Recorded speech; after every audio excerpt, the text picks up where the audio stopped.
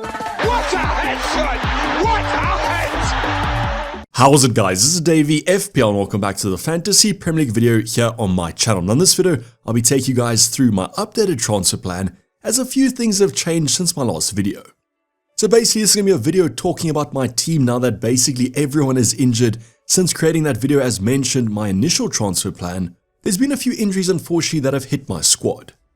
So should we wildcard, should we not wildcard? I'll be going over all those talking points, just basically speaking about my team. And since it's the international break, decided to keep you guys a little bit entertained, as it has been pretty boring. So if you guys want to see my updated transfer plan as well as a quick review of how the last game week went, sit back, relax, and let's get straight into it. So if you guys haven't seen my previous transfer plan, if you have, just skip ahead to when I talk about the upcoming game week 4. But game week 3 finally was a pretty okay game week. I was just pretty happy that we entered the international break with a green arrow, although the overall rank isn't looking too fantastic at 6.6 million. Now, although it's only 3 game weeks in, although I don't really want to talk about the rank as it's not important, I decided to include it in this video. If you guys are having a similar rank, I want to keep you guys motivated. Don't think of it as having a bad rank, think of it as having a journey from now till game week 38, as it just makes for a better storyline if we do finish well. Now, it's not all doom and gloom, at least we have some money in the bank, 0.7, and that's definitely going to be used this week, as I do have quite a few injuries. Now you guys can let me know how your game week went. As you guys can see, only 50 points, but that was pretty okay. I've seen some massive scores over on Twitter, but as well as some pretty low ones. As I always say, a very safe space in the comments down below. You guys can flex or you can be sad. That's how FPL is every single game week. Sometimes you're on top, but sometimes you're on the bottom. So let's just go over quickly where those 50 points came from. Would have been a lot happier if Richards came off the bench for his 8-pointer. I'm actually pretty surprised that Crystal Palace kept the clean sheet. Now, of course, if you guys know my squad, you'll know that I do have Ollie Watkins plus Morgan Rogers in the forward department. So I was kind of hoping that one of them would get some points, but that didn't happen. Otherwise, Strand Larson, it was rumored that he was not even at the hotel before the game, so we were expecting that he would miss out on this one. The big thing though is that he didn't get his transfer away from Wolves. I'm pretty happy with that, but of course he is currently injured. Then finally, my Burnley double up of Esteve plus Dubravka, no points here, was a pretty lively game against United though. At least our starting goalkeeper Sanchez got the clean sheet thankfully, and that's mainly because VAR overturned the Josh King goal that Fulham ended up scoring.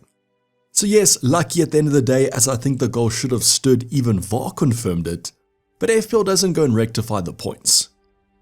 Then super disappointing, and probably the reason most people are actually looking to wildcard, is the Nottingham Forest defense, both Murillo and Neco Williams blanking here. To make matters worse, this is almost one of those banker fixtures against West Ham, as they haven't been great going forward, but they have shown improvement. But what happens late into the fixture, they concede 3 goals, and the DEFCON points have been nowhere to be found amongst any of these Nottingham Forest players. Pedro Porro did manage to get 4 points though. With those DEFCON contributions, they were only added though after the fixture ended. So there was some talk over on Twitter where, is it fair if Opta changes the stats after the fixture? I'm pretty happy though as a Pedro Porro owner. So no clean sheets only for Sanchez, the backline was pretty disappointing. Even Pedro Porro, I was hoping for maybe an attacking return. In our midfield department though, it also looked pretty bad besides 2 players, and that was Ismaila Sarr, the new transfer in, and he was a replacement for Cole Palmer. The big performer though was definitely Bruno Fernandes, which was also super lucky. I'm seeing a common thread here in the team. Luck definitely played its part in game week 3. But as you guys will know, if you don't know, Bruno got a penalty in the last minute of that game, and luckily this time he scored, unlike game week 2. So overall pretty happy that I ended up captaining him, especially when Chris Wood was my second option, and you guys can see up front that he also ended up blanking. Now with Salah's fixture, it was a tough one. I don't mind him blanking against Arsenal at home. Yes, an attacking return would have been nice, but Arsenal definitely the best defense in the Prem. I do mind though that Rodgers yet again blanked, as he is quite expensive. I could have just gone for a cheaper option and got more points. With Reinders, this was 3 starts in a row. I wish he got a little bit more out of them. As you guys know, with that Pep Roulette, you gotta take advantage of the time you play on the field. Having 3 starts in a row though is pretty impressive, and I just hope it continues. But with these Man City performances, I don't know if that's going to happen. The final player we haven't spoken about, and I wish we didn't have to speak about him, but it's Ollie Watkins at 9.0 million, I think 8.9 now, as he did drop in price. What more to say except that he's been pretty terrible. I would argue that overall Aston Villa have been pretty bad, which I don't think I could have known after their very strong preseason. Their preseason was literally one of the best out of any of the Premier League teams. I just don't know what's happened before Game Week 1. But with the fixtures we had and considering the players that ended up blanking, it was a super disappointing week.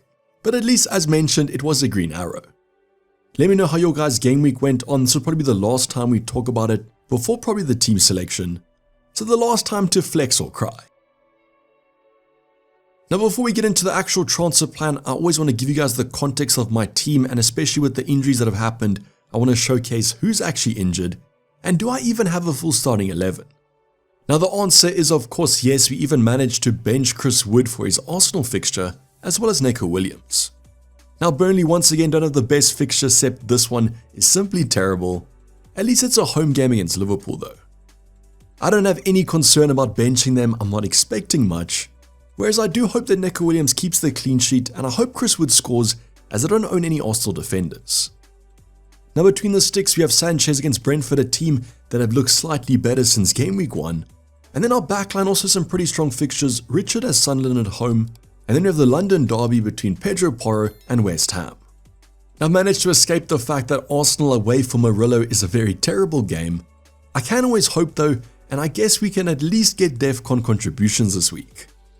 I say that, and Murillo has not been close to getting them in game week 1 to 3, maybe a tougher fixture will kind of bring them on.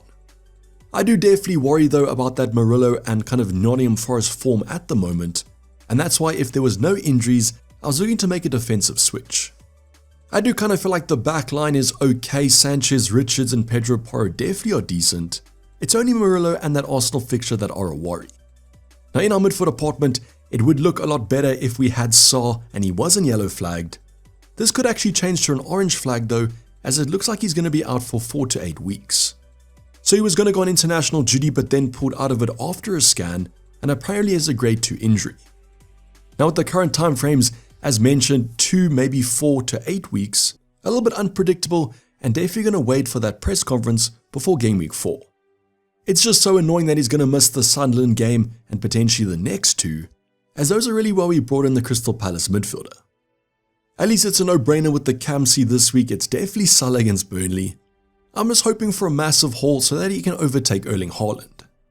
Bruno has Man City, a bit of a tougher game, but they have been conceding. I'm just hoping that Haaland stays quiet and Reinders gets the goal if there's going to be one. We also do have Rodgers against Everton. This is a tougher game. Everton's defense is always pretty decent. And with the form that Aston Villa are showing, including Ollie Watkins up front, I don't even know if they're going to score a goal ever again. But they do still have some good fixtures coming up. I mean, even this Everton game could have some goals in it. So I'm going to keep the faith at least for one more week. Then unfortunately another injury that we haven't spoken about is going to be Strand Larsen. Now the tough part about the game week 3 injury was we didn't know if it was an actual injury or if it was some transfer rumors. This has been confirmed to us and he pulled out of international duty. But like Ismail saw, I'm going to wait for that press conference. Hopefully the managers do give us some truthful insights, as it would help if he's going to be fine for the next few weeks. Now of course if Strand Larsen does miss out, I guess we do have Chris Wood on the bench, but a pretty terrible Arsenal away fixture. So I mentioned this at the start of this kind of team review. Do I have a full starting 11? Well, the answer is definitely going to be yes. Although if Saar and Strand Larsen miss out, it's Chris Wood and Neco Williams that come in, and a triple up against Arsenal away isn't what I want to go for. So I guess it might be a wait and see game, although the Saar confirmation does look pretty guaranteed. And if he is going to miss even at least 2 weeks, I will transfer him out. With Strand Larsen, I guess it's a little bit of a tougher debate as we don't know the extent of the injury, and let's hope for some clarity over the upcoming week. But like with anything in an international break, it's a wait and see, wait as long as possible if you guys can do it. There's a ton of information still to be gained over the upcoming days. But in terms of my updated transfer plan, and as mentioned, as Mailer saw, the news did look pretty concrete. It does seem like he's going to miss at least the next 2 weeks, and therefore I have to look for a replacement. Now with 0.7 in the bank, I can't afford a Semenyo at the more increased price tag, but if you guys can, he probably would be my favorite replacement. I therefore have to go for a little bit of an upgrade, same price or go cheaper. But with my Nottingham Forest triple up, I can't go for someone like an Anderson. So I'm going to talk about two of my favorite replacements, and maybe you guys can suggest who you guys would go for, or maybe even a different player that has caught your attention. The first player for me is going to be a like-for-like switch at 6.5 million, and that's in Dayvy. Just shows that Grealish signing hasn't really affected his expected minutes. Now the reason I do like him over maybe someone cheaper like a KDH is the fact that he could be on penalties. Now Grealish does come in, so I guess I could go for any of the Everton midfielders. Their fixtures on paper aren't the best, but they aren't the worst. And with the way they have been attacking, I can see them potentially scoring against anyone. That Everton attack actually does look pretty fluid, something that I guess we haven't been used to, and the Grealish signing is definitely going to be a great one. So as mentioned, any of the actual Everton midfielders, Grealish, KDH or Dayvy are going to be strong. I just prefer Dayvy because he's on penalties. Now the next option is also going to be on penalties. It's going to be Lucas Paqueta from West Ham. I know I might be crazy here going for a West Ham asset. Now what people have been calling Paqueta is actually almost a baby Bruno Fernandes. It's a little bit weird referring to a full-grown man as a baby, but what we're kind of talking about from an FPL point of view is the fact that he's on penalties, playing midfield, and can get that DEFCON threat. So he is a lot cheaper than a Bruno Fernandes, and that's because he won't get as many points, although he has scored in the last 2 weeks. Now the big thing about Paqueta is of course the fact that the transfer window is now concluded, so he won't be getting his move to Aston Villa. So it might be quite boring going for Paqueta and Bruno Fernandes in the same team, but just opens the doors to a few more points or avenues, and that's why I kind of like him at the cheaper price tag. Now the West Ham fixtures are of course not the best, but if you are going for Paqueta from a DEFCON point of view, the tougher games might actually be better, and then him being on penalties and slightly more attacking is just bonus. I would probably say I'm leaning towards going for Paqueta slightly more. It just seems like I'm a fan of going for multiple midfielders that have a few ways of scoring points. Now of course there's a whole bunch of different options. I mean a Caicedo and Enzo Fernandez from Chelsea are pretty decent, even a Declan Rice on those set pieces. I think Sar's a pretty popular option and most managers will be taking him out, so let me know your replacement in the comments down below. Now the last thing I want to talk about is a potential -4, however, I don't exactly know if it's going to be worth it, and that's replacing one of my defenders. And the one I was looking at is Neco Williams out. As with Forest signing so many new fullbacks, there might be some rotation in the future. That is a future problem though, and if I do keep Neco Williams, definitely going to start him for Burnley and Sunderland, so it could just be worth keeping him for those fixtures. Now the replacement that I could actually go and get is Munoz or Virgil van Dijk. If I do go for Paqueta and get that money in the bank, this could be a reality. So of course with Munoz you're looking at Sunderland and West Ham. Now that Gay is going to be staying at Crystal Palace, that defense is even better. They have lost Wharton apparently, but that might be a short-term injury. You guys know with Munoz, I spoke about him in the Defender review in preseason. He's just an absolute beast for that extra involvement and always plays quite attackingly. Now of course comparing him to Virgil van Dijk, both of them should be scoring more, but of course Virgil is a bit more expensive. And although they kept a clean sheet against Arsenal, that Liverpool defense hasn't exactly been watertight. This would be for a -4 though, and I never really like to take a -4 on a defender, but if Neco Williams does become a rotation risk, this could be worth it in the medium term. Just something I want to put out there though, as a potential -4, you guys can tell me if you love it or you hate it. I think most of you will be somewhere in the middle where this could pay off, but might be a little bit risky. You guys can also let me know your updated transfer plans now with all these injuries. Should I be looking at replacing Strand Larsen? I guess if we get news that that injury is going to be medium term. Otherwise, I want Chris Wood for those upcoming Burnley and Sunderland games. A lot to talk about, but of course, a lot still to happen in the international break. Just wanted to talk about my team and give you guys an update. But this is basically going to wrap it for you guys. Hope you guys did enjoy it. Please don't forget to like it and subscribe if you have subscribed yet. Tons of content still to come up, the ultimate guide and my team selection. Let's hope this international break doesn't get too much spicier.